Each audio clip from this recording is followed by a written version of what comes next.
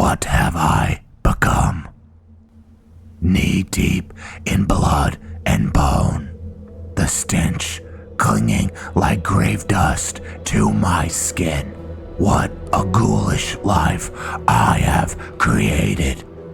To call the raising of the dead deplorable is too feeble of a word. These are not mere husks. They were someone's mother, father, child. What right have I to profane their rest? Yet desperation owns me. I have no coin, no power, no allies. Only my resolve and the voices that murmur for my ears alone. Will this path summon true revival? Return my child to my arms? Or drag me down into the same cold earth? May Azura have mercy on what remains of my soul. We are back with Mort, and we got to see him wrestling with the discomfort of practicing necromancy. This is a very unnatural practice, generally speaking, but also for Mort. It is unnatural. And Mort is struggling with this, but he also feels totally stuck. This is the only path that he knows that will give him some solace. We're going to talk to Argus real quick. Argus, we're going to ask a couple questions. Argus has like most young people, she mistakes idealism for virtue. A son and a daughter, and Mort. She believes that the Forsworn Rebellion will let Bretons have a home, free from the Nord's tyranny. But that is just a fool's fantasy. There will never be a time when the two sides live in harmony. The only thing that will change is the face of their oppressors. Young people want a perfect world, never realizing that the perfect world will always be the enemy of the real one. Very interesting. I don't want to talk over Mort's lines. That doesn't mean we should stop trying to make this world better. Interesting. What do you... Yeah, we're going to pick the top one. Precisely that. Will you spend your entire life trying to make water into wine? Or will you earn the money to buy it? Interesting. Argus seems pretty cynical. That's kind of the space that... Mort's not necessarily cynical. He does have hope in this very debased thing that he's doing. Whoops, that was an accident. Did we just summon a bunch of bodies in the middle of the city? I think so. Please don't say anything. I don't want to get arrested. Summon him back. That being able to conjure the bodies is a very, very helpful thing. All right. So we're going to, I think, to use our last insight, and we're going to get a spell from our ancient grimoire. I think we're going to do soul draw. Seems interesting, but domination, yes. I will be able to command undead creatures, maybe vampires. I don't know. That would be cool. So, yeah, we don't have any more insight. We're going to have to go in the wilds of Skyrim, which means we're going to have to kill people. Can Mort take innocent life? He cannot yet. To just walk up to a person and kill them for their soul. No. He's good. I don't know where he would be on the like D&D chaotic, neutral, all that scaling system. I would put him in the place of good, morally speaking. He's just kind of between a rock and a hard place. He hasn't necessarily done anything evil besides, he is stealing grapes or stealing clothes and items and body parts off of dead bodies or the deceased, people's loved ones. That's immoral. I really like having Argus with us. These sewers aren't easy all the time to get through, so if we need that extra oomph, Argus will help us. And Argus doesn't appear to be a super powerful character. I'm kind of RPing that Argus isn't judgmental towards necromancy. It's very possible that he's maybe dabbled in it when he was younger. I don't know, but he's not uncomfortable. He's not leaving Mort's side. So Mort and Argus are connected. He formerly is a scribe. It's a little bit odd that an old man would leave an inn, the bar side of the inn, to accompany him into the sewers. Maybe Argus. Great. Argus said that he was able to see the future, that he had visions. So let's read some of the zombie. So maybe Argus saw Mort in his visions, and that he feels called to be with him. Who knows? Impossible for me to say, but we do know that he's sticking with him, and Mort needs the help. So I'm gonna fix something really quick. Brighten my lamp. This is too dark.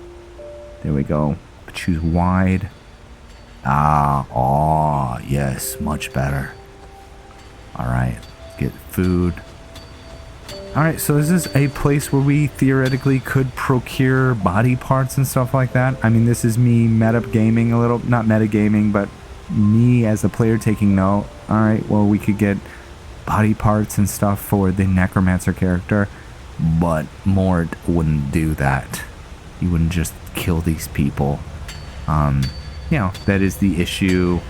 Theoretically, if I'm was power gaming, I might just do whatever I need to do to get what I needed, so I could be the strongest, most powerful Necromancer in all of Tamriel. Is that possible for Mort to get there? Absolutely, but we kind of RP the character first and want to do what he would do, what feels natural for Mort. And Mort really, he has taken life before in this series, but it's been kind of imposed on him, so he's not bloodthirsty. That zombie is creepy. I think that it would bother Mort to be around it. Just this shambling undead figure around him. I am a little bit concerned right now that Argus and the zombie are going to get stuck. Because they're going to be more because of the programming of Skyrim. They're going to be compelled to want to stay here because there's some slaughter fish in the area. Hopefully they follow me. I should be able to summon the zombie. Yeah. By the way, hope everyone is well. I usually try to ask how everyone's doing. I hope you're doing good. Hope your week is going well. I'm watching this on a Saturday morning. I hope you're enjoying your weekend. Alright, so they're back. When I need to remember, I've got frostbite venom. I'm not going to just put my poisons on my dagger, because if there's undead in here... Oh, I got another poison. Oh, whoa. there's no effect. Oh, the only thing that poisons work on is living creatures, humanoid or not. So, but vampires, I'm gonna pop a save just in case I die. But yeah, venom doesn't work on Dwemer constructs, stuff like that. Not that I think that's gonna be down here. Hey, a dog.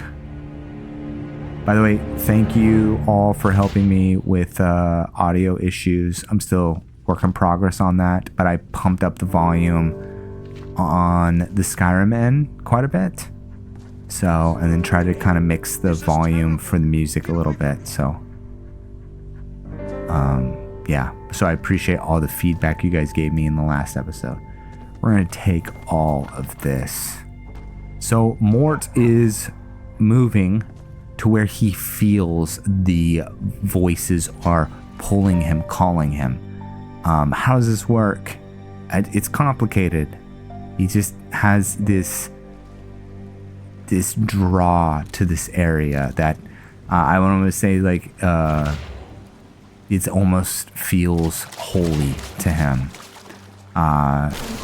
This thing is the closest thing he has to maybe a internal voice of a god. And so, you know, more it might be, I don't know how much reverence he necessarily has for these voices. I never really per se saw Mort as a religious person. He doesn't pray. I mean, I imagine him being one of those people that, you know, religious people might observe Easter and Christmas. That's the only time they would ever go to church. I imagine that that's how Mort was with religion. You know, he believed in Azura and Boethia, and he prays to Azura, but he's not particularly religious. Not a man that really ever followed the gods. He's always followed his own heart. You know, worked hard to get what he wanted, but this is the first time in his life he's kind of dabbled with some type of spirituality. So how much reverence does he have for this? I don't know if he has the capacity for that yet. He's not like a Templar or a Paladin where they, you know, follow their divine god. He doesn't really have the framework or the blueprint for that in his head. But it doesn't mean that he couldn't become very religious towards these voices. I'm excited too because that shadowy figure that you got to see is going to play more of a role in this series. You'll find, I'd like to say more, but I'm not gonna. I don't want to spoil anything. Anyways, let's change the subject. Uh-oh, Skeever and Bound. Where? What? Who? Huh? So yeah, we'll see if Mort survives and finds these voices. Sorry, I'm very distracted right now. What will become of Mort's devotion to these entities or entity? We will see. All right. Can I see anything? No. Yes. Yes. I love that I can summon the undead to me. All right. Do you guys have a favorite horror movie having to do with the undead? Did you ever see the movie Reanimator? I think it's an H.P. Lovecraft book. I think it is. Ooh, 10 Septums. I'm a big fan of scary movies. I like them all. I can't think of a favorite one that I have. I really like sci-fi horror, like aliens and stuff like that, but I like fantasy stuff too as well. So, did see that they're coming out with a new Hellraiser game. Looks terrifying. Don't think I'll ever play it, but I did see the trailer for it. Anyways, all right. Now that's a proper zombie over there. We need to be careful of these things. Okay, of course, Black Swarm doesn't work on it. We are going to be getting more spells soon. Probably in the next episode, we'll get some buffs. That looks like a wispmother over there.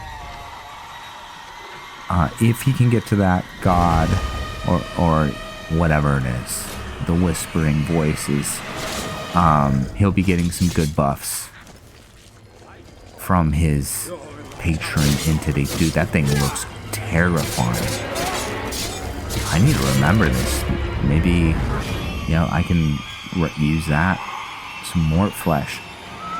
Oh, yeah, that is a wispmother. It's not attacking me. Why is it not attacking me? Virna? A mortal. I see you have discovered my lair. Sentient. Very well done for a creature of such low wit. Oh, if we can get a wispmother. Hey, this is interesting NPCs, I think. If a wispmother can join our party, I would be super psyched about this. If you know about her quest, Others shout may, it out in the comments. But you are certainly not working with an adequate base. Uh-oh, someone died. That was our Khajiit. Who are you? Wisp? Does that answer Who your are you? question? No? Inwa. Very well. I shall explain. Essentially, at the core of my being, I am a ghost. Or rather, the imprint of a living soul. I possess the personality and knowledge of the one I represent, but nothing more. Yet, unlike a ghost, I am corporeal. I can touch the world around me just as it can touch me. As for how I came to be, that is its own tale. One of regret, betrayal, but most of all, stupidity. I don't think I totally knew what a wispmother was. Just took them as like some beast or something. Right one. You figured out I wasn't an ordinary wispmother, and you did so without the aid of pictures. Good for you. A little condescending. I can't say for certain why I am still lucid, whereas others are not. Only that I believe it has something to do with this location. For all my life, I wanted vengeance against those that wronged me, and it is that singular focus that brings thought to this one's partial existence. Who is to say what would happen if the object of that enmity, the very descendants of the one I despise, were to leave Whiterun for another hold? Huh. Interesting. I really am trying to see if she can follow us. I would actually let go of our... Your blood is amusing, mortal. I would very much like to help in nurturing such a very desirable compulsion. Unfortunately, I have not waited countless millennia to have my vengeance handed to me. Mort would help her. The dish not yet cold. He would help her. I mean, she's some banished ghost or wispmother in these sewers. To free her. I was once the daughter of Hjor, one of the early patrons of the great clan Battleborn. Interesting. It was the time of Nordic kings, long before Tyler Septim made this land the vanguard of his empire. Huh. Yet my father was only a father by blood, and not by name. Oh. For my mother was one of the last of the snow elves, and their union was said to be a betrayal of both their people. What? She's a snow elf if my and a father was Nord? to lead the clan to prosperity, my Scandalous. existence could not be known. So I was thrown into this dungeon, left here to rot through countless winters, through wars and famine. I was here as castles crumbled and were built anew, haunting these damp, fetid tunnels. Oh, as that's so Olaf sad. built Dragon's Reach and a new dungeon above it. What about your mother? I think we'll Well, ask indeed, her. mortal. For even now I hardly consider myself dead. In fact, I believe it is that very refusal to die that allowed me to continue wandering this plane, living in this squalid pit with only the rats to serve as meals. The only motivation I had was to outlive my father. I lived for the day when he lay on his deathbed, summoning me to his chamber in hopes that I would absolve him of his betrayal. Oh man, that's sad. The dying always believe they can use their own deaths as a shortcut. I vowed not to pity him when that moment came. I would spit in his face and let him greet the sun with a glob of milky white hanging from his beard. Only he never gave me the satisfaction. Oh. They never brought me to see him. It would not have mattered. I could hear the whispers through the grate. It's tragic. My father had forgotten, and I was already dead.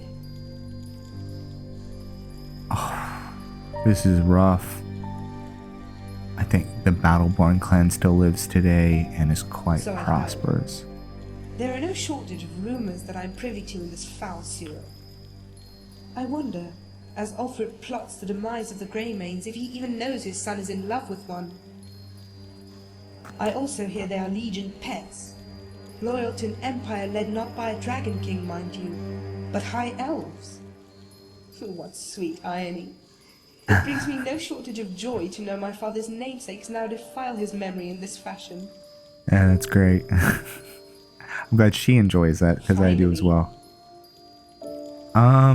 So, okay, I want her to be part of our group. Goodbye, But- little mortal. I think we're gonna move.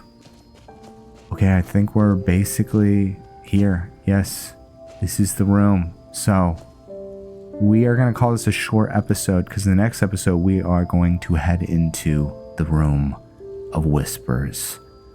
I thank you guys for watching, and I will see you in the next episode very, very soon. Later. Loyal Patreon subscribers, thank you so much for subscribing, and I appreciate you so much. And more episodes will be coming inbound soon.